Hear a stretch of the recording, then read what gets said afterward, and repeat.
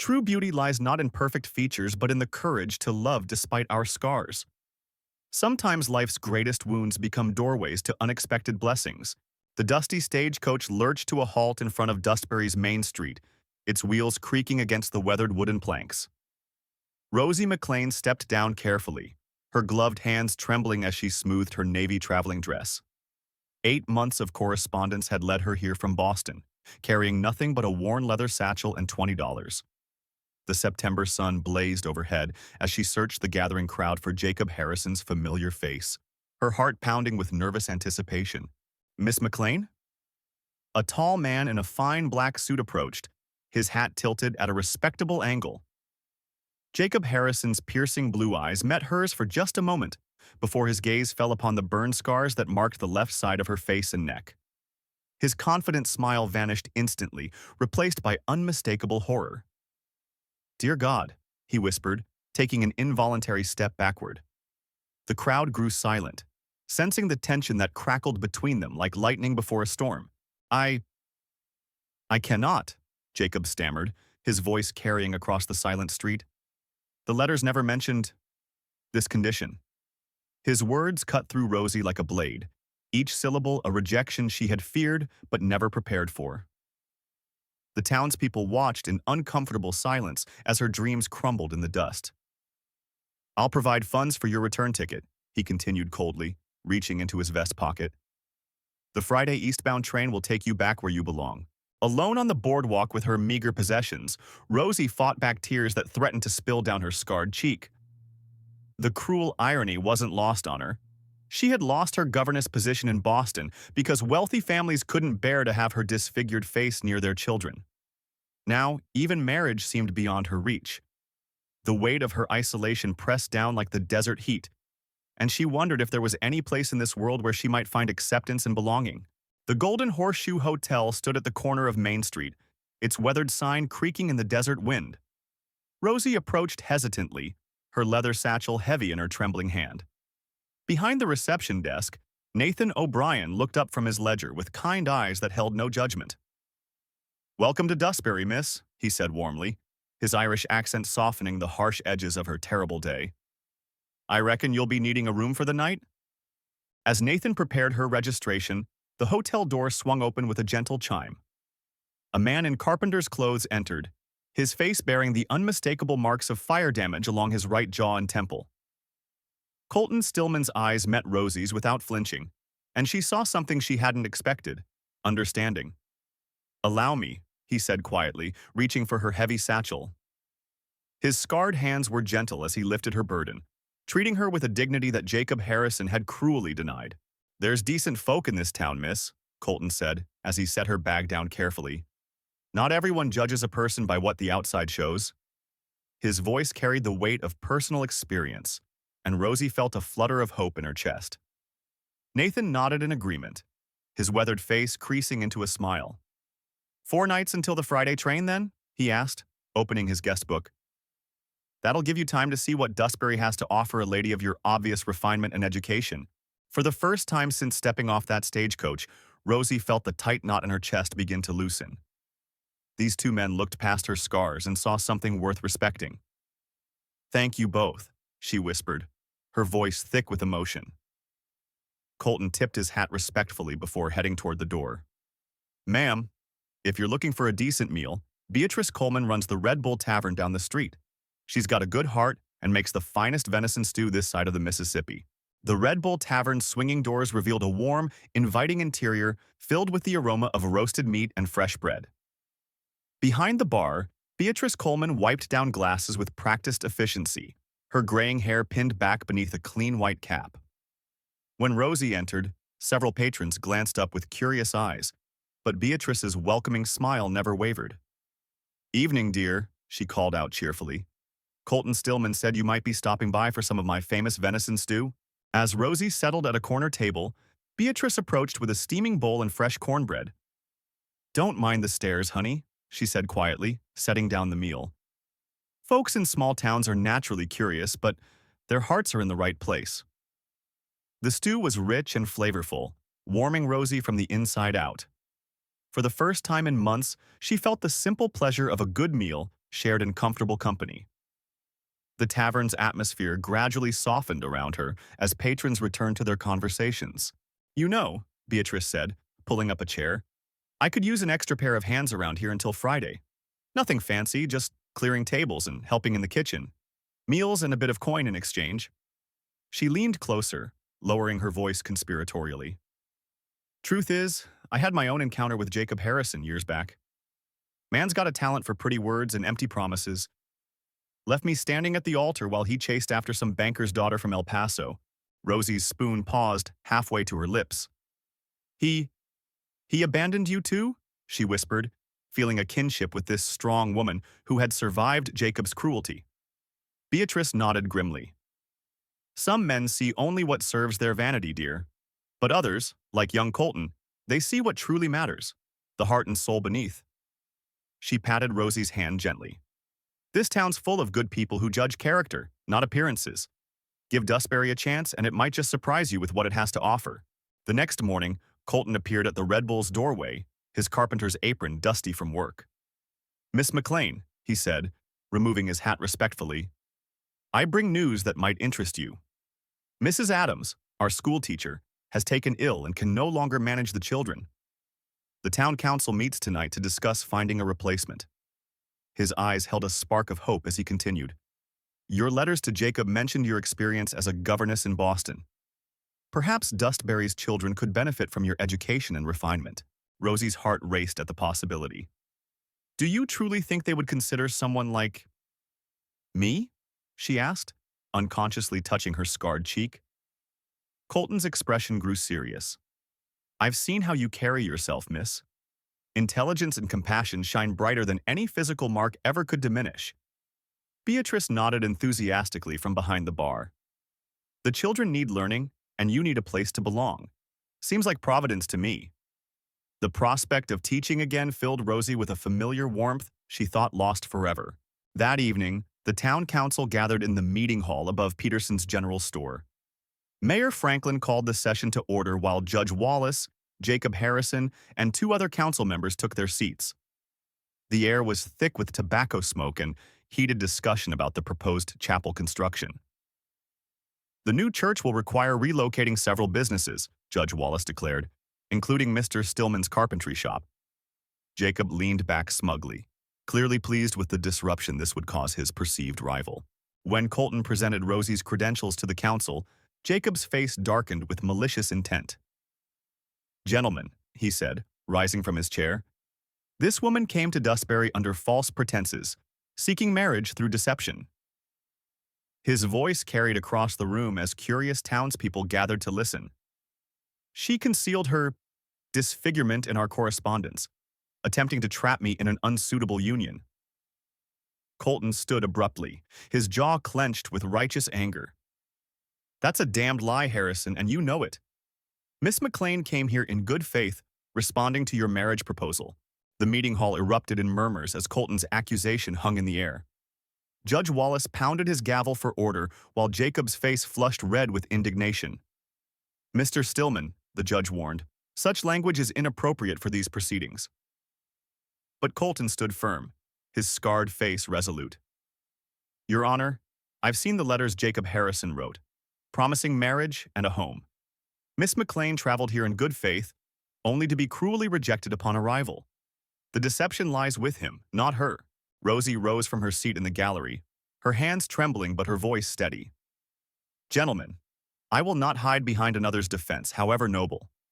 She stepped forward, her credentials clutched in her gloved hands. "Mr. Harrison speaks truly. I bear the marks of fire upon my face and hands, but I also bear the knowledge of literature, mathematics, and proper conduct that your children deserve to learn." Her chin lifted with quiet dignity. "Judge me by my qualifications, not by scars I cannot change." Mayor Franklin examined her documents carefully, his weathered brow furrowed in concentration. "Miss McClain, these recommendations from Boston families are quite impressive. Your previous employers praise your dedication and teaching methods." Judge Wallace leaned forward skeptically. "But can parents be expected to accept a teacher whose appearance might disturb their children?" Before Rosie could respond, Beatrice Coleman stood up from the back of the room. Judge Wallace, my own boy learned his letters from Mrs. Adams despite her being nearly blind in one eye. Good teaching comes from the heart, not the face. The council deliberated in hushed tones while Jacob paced nervously, realizing his influence was waning. Finally, Mayor Franklin called for a vote. All in favor of hiring Miss McClain as our new school teacher with a 2-month probationary period? 4 hands rose immediately. Judge Wallace hesitated, then slowly raised his hand as well. Motion carries, 5-0. Miss McClain, you begin Monday morning. As applause filled the room, Rosie felt tears of joy rather than sorrow for the first time since leaving Boston. Her new life in Dustbury had truly begun. The one-room schoolhouse stood at the edge of town, its whitewashed walls gleaming in the morning sun. Rosie arrived early on her first Monday, arranging the limited supplies and studying the roster of 30 students ranging from 5 to 17 years old. When the children began filing in, their curious whispers followed her movements. Young Sarah Peterson stared openly at her scars until her older brother Tommy nudged her quiet. "Good morning, children," Rosie said warmly. "I am Miss McClain, and I'm here to help you discover the wonderful world of learning." The initial shock of her appearance quickly gave way to fascination with her teaching methods. Unlike stern Mrs. Adams, who relied heavily on rote memorization, Rosie brought stories to life and made arithmetic practical with examples from ranch work and trading. 10-year-old Billy Crawford, previously considered slow, began solving problems when she explained fractions using pie slices. "Miss McClain," he said excitedly, "if I cut a pie into 8 pieces and eat 3, I still got 5/8 left for Pa." Her patient encouragement transformed the classroom atmosphere. By the end of her first week, word of her innovative teaching had spread throughout Dustbury. Parents who had initially harbored doubts began praising the progress their children showed at home. Even skeptical rancher Tom Bradley admitted his daughter Emma was reading above her grade level. Colton appeared at the schoolhouse door Friday afternoon, carrying a set of newly crafted desks. "Thought the children might benefit from proper furniture," he said modestly, but his eyes shone with pride as he watched her work. These old benches were never fit for learning. As autumn deepened, Rosie established herself as more than just a teacher. She became a cornerstone of the community's future. Parents began seeking her advice on their children's futures, and several older students expressed interest in continuing their education beyond the basic curriculum. Her small collection of books, supplemented by volumes Colton donated from his personal library, became the foundation of Dustbury's first real educational program. Even Judge Wallace, observing a geography lesson about world capitals, grudgingly admitted the children were receiving superior instruction under her guidance. Mrs. Thompson bustled into the schoolhouse with a bundle of emerald fabric.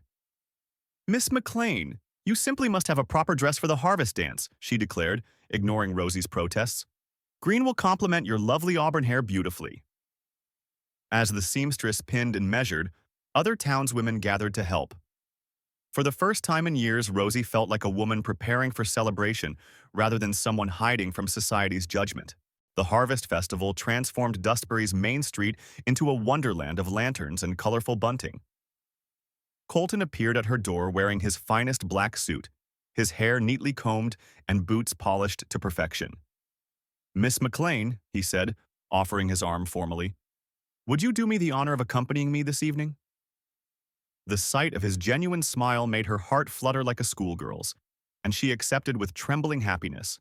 On the makeshift dance floor, they moved together with surprising grace, 2 souls marked by fire, finding beauty in each other's company. Colton's strong hands guided her through the waltz, while townspeople watched approvingly. "You're radiant tonight," he whispered near her ear, causing her to blush beneath her scars. The music seemed to wrap around them, creating their own private world amidst the celebration's joyful chaos.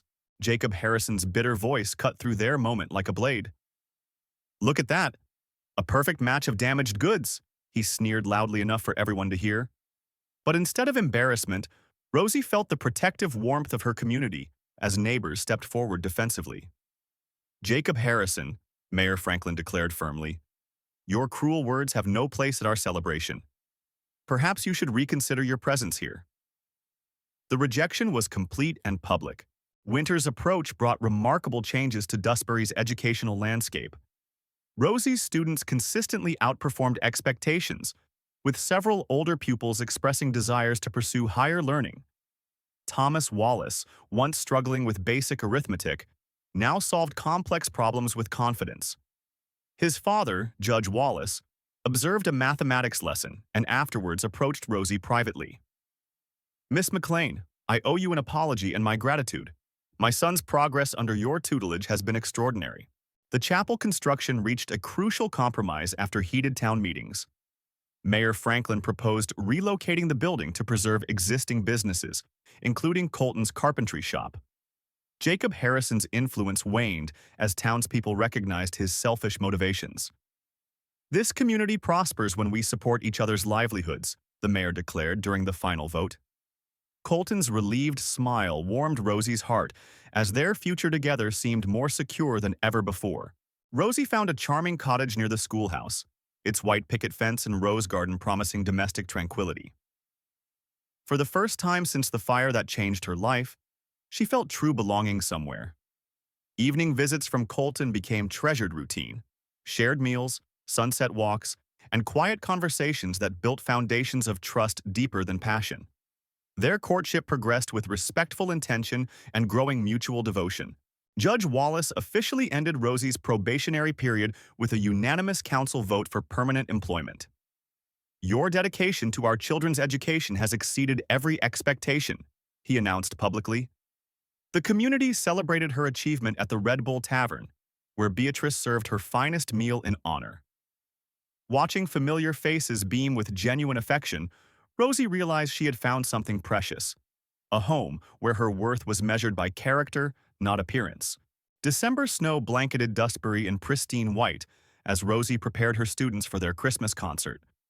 Pine wreaths adorned the schoolhouse windows while children practiced carols and recitations. Her teaching position had become unshakable, with parents praising her dedication. "Miss McClain makes learning feel like adventure," young Emma Bradley told her father. The transformation of both school and students reflected Rosie's successful adaptation to frontier life. Colton's courtship continued with gentle persistence through thoughtful gestures and meaningful conversations. They understood each other's burden of bearing visible scars in a world quick to judge appearances. "Beauty isn't what others see," he said during one of their evening walks. "It's what lives in here." His hand touched her heart tenderly. Their love grew steadily, built on mutual respect and shared understanding of life's deeper truths. Christmas Eve brought the long-awaited school concert to Dustbury's packed meeting hall. Rosie's students performed flawlessly, their voices harmonizing in traditional carols while proud parents beamed with joy. The youngest children recited poetry while older students demonstrated mathematical principles through holiday word problems. Judge Wallace publicly commended her innovative teaching methods, cementing her reputation as Dustbury's most valuable educator. After the concert's success, Colton walked Rosie home through the snow-covered streets. Lantern light danced across their faces as they paused beneath the schoolhouse bell tower. "Rosie," he said softly, using her given name for the first time, "you've brought light to this town, and to my heart." The intimacy of the moment, surrounded by winter's peaceful silence, marked a turning point in their relationship towards something deeper and more permanent than either had dared hope. January's crisp morning found Colton at the schoolhouse door, carrying an exquisitely carved wooden box shaped like an open book. The inscription read, "Wisdom illuminates the path," a perfect tribute to the woman who brought knowledge and hope to Dustbury. "I made this for you," he said quietly, his scarred hands trembling slightly as he presented the gift. Rosie traced the delicate carving with wonder, recognizing the countless hours of love invested in every detail. "Rosie," Colton began, his voice thick with emotion, "you've transformed not just our school, but our entire community. You've shown us that true beauty comes from within, that scars don't define our worth." He knelt beside her desk, taking her gloved hands in his weathered ones. "I'm asking you to be my wife, to build a life together beside my carpentry shop. Will you marry me?" His blue eyes held such hope and tenderness that her heart overflowed. "Yes, Colton," she whispered without hesitation, tears of joy streaming down her cheeks. "Yes, with all my heart." As he slipped a simple gold band onto her finger, Rosie realized she had found something beyond her wildest dreams, Not just professional fulfillment, but deep, abiding love that saw past surface imperfections to the soul beneath. Their embrace felt like coming home, after a lifetime of wandering in darkness and rejection.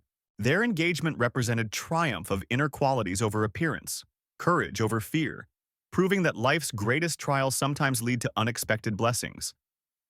Two wounded souls had found healing in each other's love, creating something beautiful from their shared pain. As spring approached, Dustbury buzzed with wedding preparations while Rosie and Colton planned their future together. A future bright with promise, built on the solid foundation of acceptance, respect, and unconditional love that would last a lifetime.